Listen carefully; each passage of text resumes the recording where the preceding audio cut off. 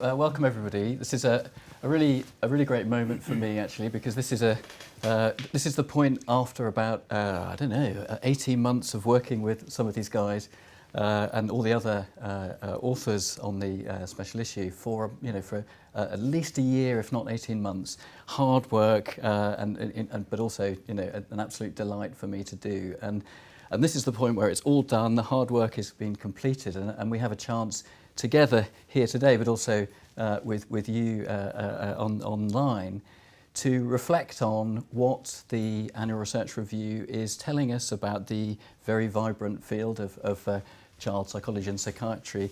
And on that note, without further ado, I would introduce our first speaker, let's say, which is Professor Gordon Harold, whose paper in the annual research review was a fantastic wide-ranging scholarly review of what we know about the current state of play on research relating domestic violence to child outcomes and development. So, Gordon, can you start us off with a succinct summary of your work, and then we'll get the conversation. Pasco, but I'll do my very best. I'll try to help you.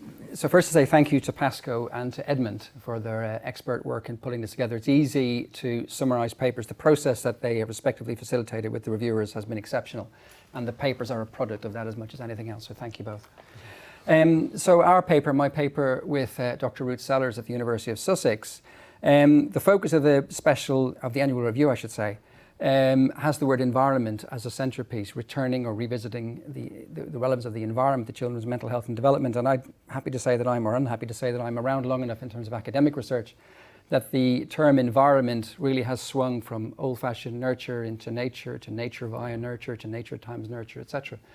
So our paper really revisits a classic indicator or factor with respect to children's mental health and development, which is the interparental relationship. Interparental relationship nested within the family environment as a key influence on children's normal and atypical development.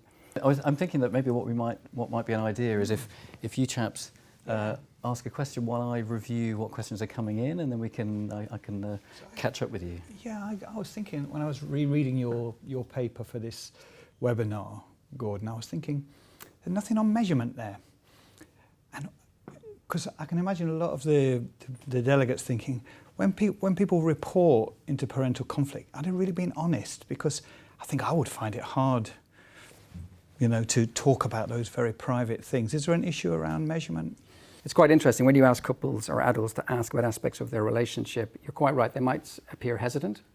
However, when you introduce the salience of that relationship for children's mental health and outcome, in the same way that you ask about parenting, you tend to encourage parents to respond in terms of accuracy and validity.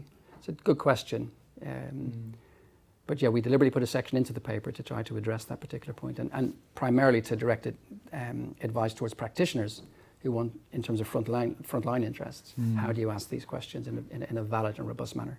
So Gordon, you've come out with an important, as it were, underlining of things I think people will be sort of familiar with conceptually.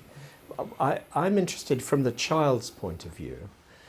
What's the mechanism, do you think, of effect? In other words, if you're a child in a family where there is major discord, what is it that is impacting on you as a child that is going to feed through into mental health, well-being difficulties? Yeah. Because obviously underlying that is that is the key place where the effect is going to happen, and maybe where treatments need to be targeted. So what is it about the family environment how's it affecting the child? It's a very good question, Jonathan. I think again in our paper we review several mechanisms, so we can talk about complex neurobiological processes, or early brain development, psychophysiological processes, again markers of stress reactivity, right the way through to attributional processes. And it's quite interesting, the attributional domain, in other words, how does the child interpret what's happening around him or her, really does appear to be a mechanism of cascading significance.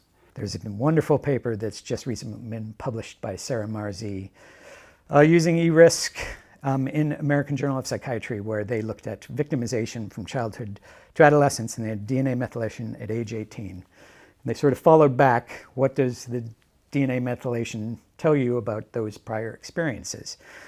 And they used epigenome-wide approaches in addition to kinetic gene approaches. And one interesting finding is some of their top loci were those that have already been identified in smoking. And so when they controlled for smoking, all of the significant hits were no longer significant. So the question is, if we could change victimization experiences, would that result in change in DNA methylation in these loci? Or could it be that if you change victimization experience, it would change health-related behaviors, which then would change methylation in the loci? And the very important sort of questions, but to answer those questions, you need repeated measures of everything all the way through. Including the bloods. Yeah, including the blood. Yeah, great. Thanks. You have a question? Okay. Yeah, please go Okay. for it. Yeah, absolutely. Yeah. I'm a little bit mindful of time, but I think we're Yeah, doing okay. just very And we have one question at least from our audience, so it'd be great to get that in as well. I'll But be go for brief. it, Gordon. Just picking up the themes of the 3 presentations, and thank you for that presentation.